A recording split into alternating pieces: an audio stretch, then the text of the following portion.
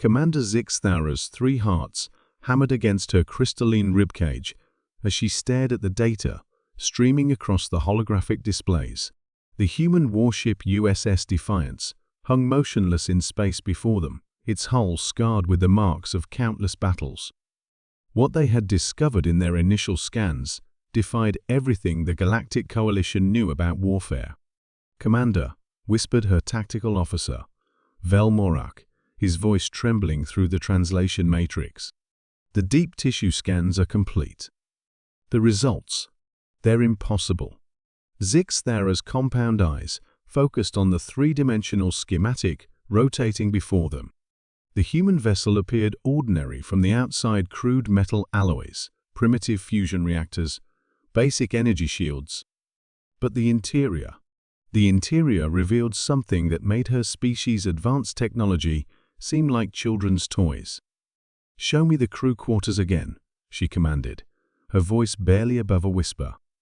The display shifted, zooming into the ship's living sections. Where the Coalition expected to find standard sleeping chambers and recreational areas, they instead found something horrifying.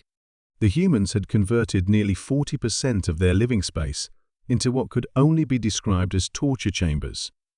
But these weren't instruments of war against enemies. They were instruments the humans used on themselves. "Look at this," Vel Morak said, his claws clicking nervously against his console. "This chamber, they call it a gymnasium. The humans willingly enter these spaces and subject themselves to gravitational forces up to 3 times their planet's normal pull. They lift massive metal objects repeatedly until their muscle fibers tear." "And here," added the ship's xenobiologist, Dr. Quinvera, her voice filled with academic fascination and horror, "they have spaces they call training grounds where they practice combat against each other. Not to the death, but close enough that injury is common. They seem to enjoy it." Zixthara felt a chill run through her exoskeleton. Her species had evolved past the need for physical conditioning millions of years ago. Their technology handled all manual labor, their medicine prevented all disease, their society had eliminated conflict. The idea of deliberately inflicting pain upon oneself was beyond comprehension. "There's more," Vel Morak continued, his voice growing more strained. "The psychological profiles we've managed to construct from their personal logs. Commander, these humans carry something called emotional trauma from their battles. Instead of seeking healing, they seem to collect it. They tell stories about it. They honor it." The ship's AI chimed softly. "Analysis complete. Human crew psychology shows extreme abnormalities by Coalition standards. Recommendation: maintain maximum distance." But Zixthara couldn't look away from the scans.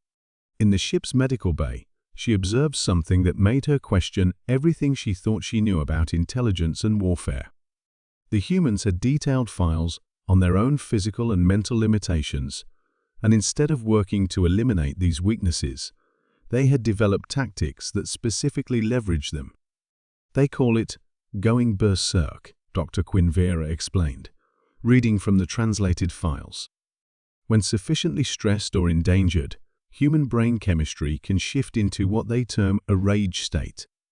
Their pain sensitivity decreases, their strength increases, and their survival instincts become primal. Most species would consider this a severe mental malfunction requiring immediate treatment. But the humans train for it," Zixthara said, the terrible realization dawning on her. "They practice entering these states voluntarily." The bridge fell silent, except for the gentle hum of the ship's systems. Through the viewports, the human warship continued its steady patrol, its crew completely unaware they were being observed. To the Coalition forces, those humans had just become the most dangerous creatures in the known galaxy. "Commander," the communications officer called out, her voice tight with fear. "We're receiving a transmission from the human vessel. They're hailing us." Zixthara's primary eyes dilated. "Impossible. Our stealth fields are impenetrable." Apparently not to them, Commander. The message is simple. We see you. Would you like to come aboard for dinner? The bridge crew exchanged terrified glances. The humans had not only detected their cloaked observation ship, but were now inviting them aboard their vessel of horrors. The casual tone of the invitation somehow made it even more frightening. "Sir," Velmorak whispered, "the cultural files. We've analyzed.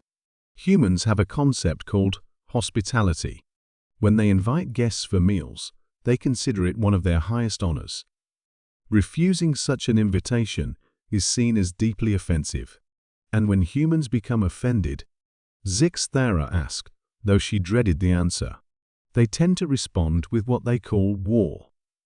Zixthara stared at the human ship, her mind racing through the implications. These creatures had spent their entire evolutionary history fighting against their environment, against each other, against their own biology. They had turned suffering into strength, trauma into tactics, and pain into power.